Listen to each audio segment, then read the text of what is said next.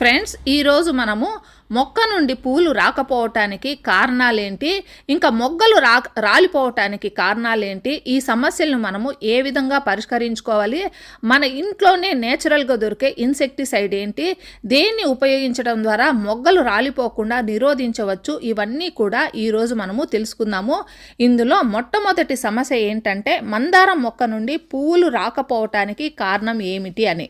మందారం మొక్క చూడటానికి హెల్దీగానే ఉన్న కొమ్మలు ఉన్నా కూడా మొక్క నుండి పూలు రావటం లేదు అంటే దానికి కారణం మొక్కకు పొటాషియం అందటం లేదు అని. సాయిల్లో పొటాషియం అనేది లోపం ఉంది అని అర్థమండి. మందారం మొక్కకు పొటాషియం అందించగలిగితే వెంటనే మీ మొక్క నుండి పూలు మనకు మొదలవుతాయి. ఇంకా రెండవ సమస్య, మందారం మొక్కను నాటినప్పటి నుంచి పెరుగుదల లేదు, కొత్తగా బ్రాంచెస్ రావటం లేదు. దీనికి కారణం ఏంటంటే మొక్కలో మట్టి లోపల ఉన్న వేరు వ్యవస్థ అనేది బాగా అభివృద్ధి చెందలేదు.